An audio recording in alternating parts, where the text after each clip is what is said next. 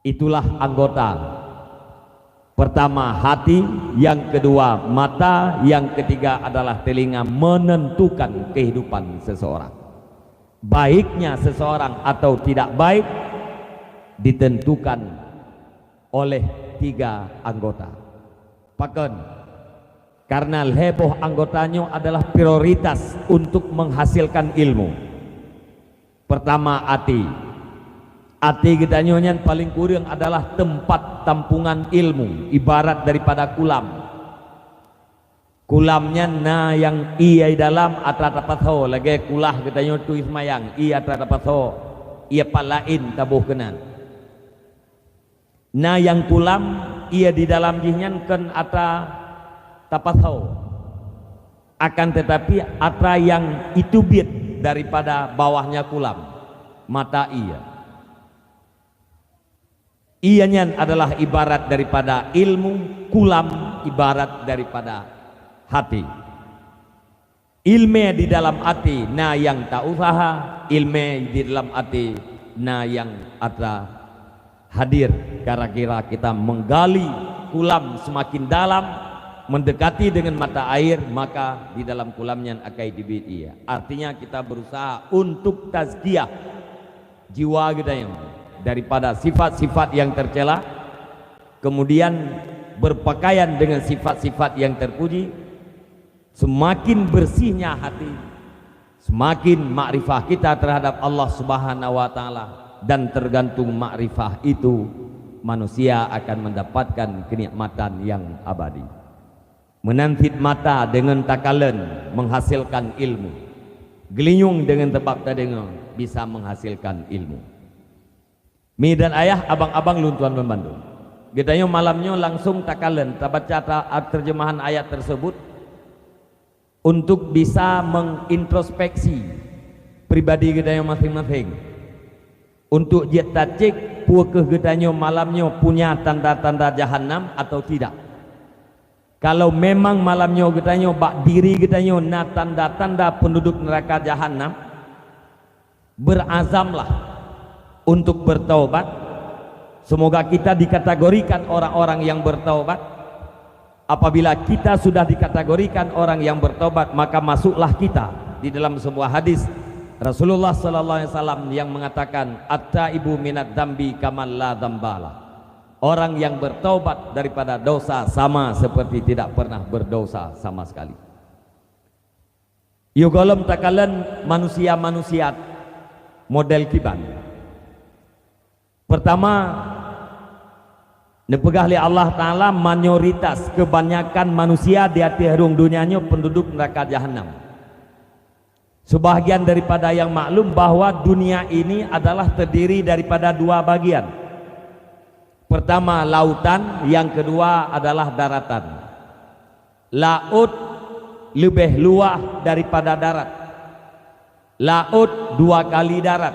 Artinya dunianya terdiri daripada dua bahagian laut dan satu bahagian darat.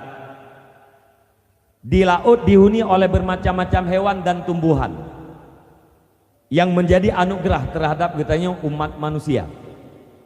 Menancip di darat dihuni oleh bermacam-macam hewan, bermacam-macam tumbuhan, pepohonan, juga rahmat terhadap katanya manusia. Salah satu daripada hewan yang mendiami daratan adalah gutanya umat manusia. Dupnale manusia di hati urung dunia. Menyatakan dalam sensus dunia paduk-paduk tahun yang kau lihat diberah, jumlah manusia di atas permukaan bumonyo adalah 4,5 miliar. 5.500 juta.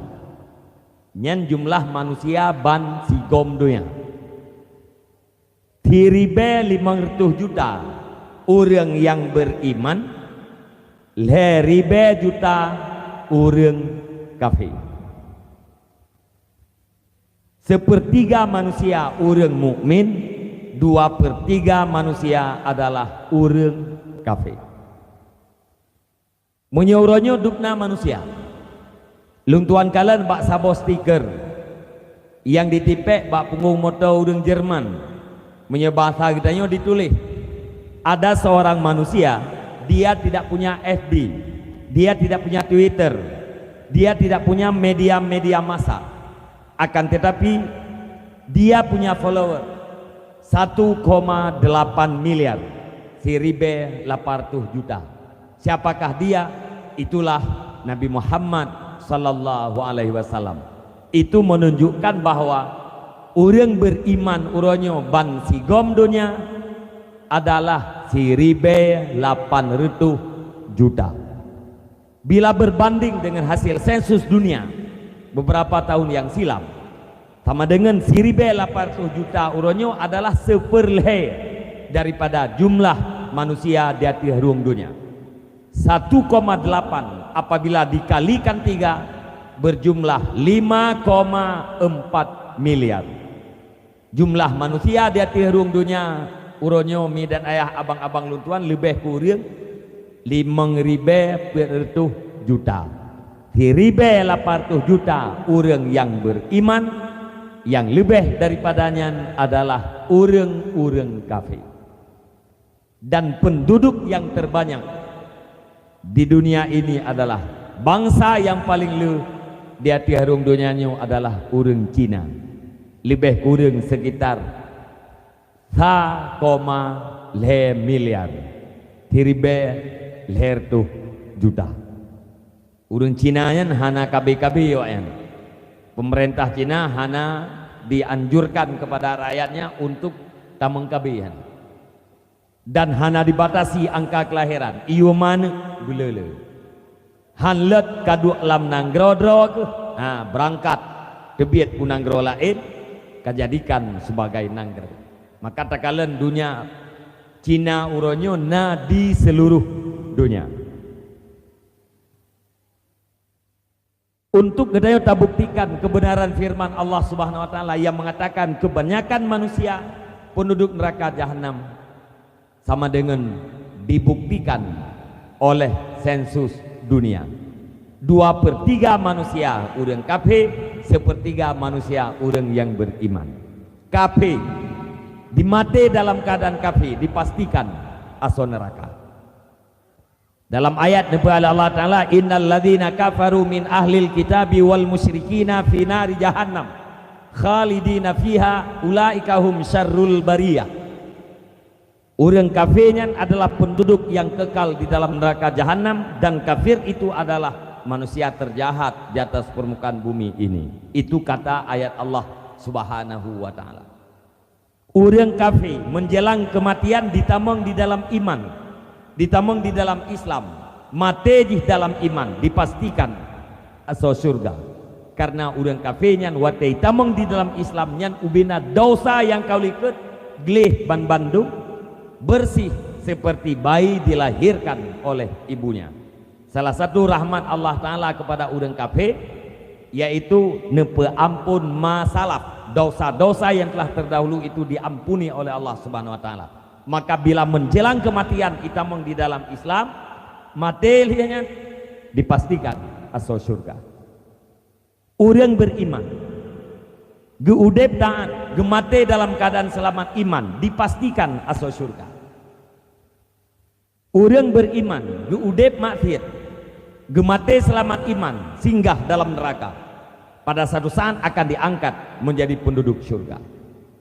Kemudian orang beriman mate hana selamat iman, dipastikan di dalam neraka, kekal buat selama-lamanya, gabung dengan orang Yahudi dan Nasrani menjadi penambah penduduk neraka jahanam, terlepas daripada hidupnya taat apalagi maksiat. Menyemate hana selamat iman nyan hana cerita akan menjadi penduduk surga.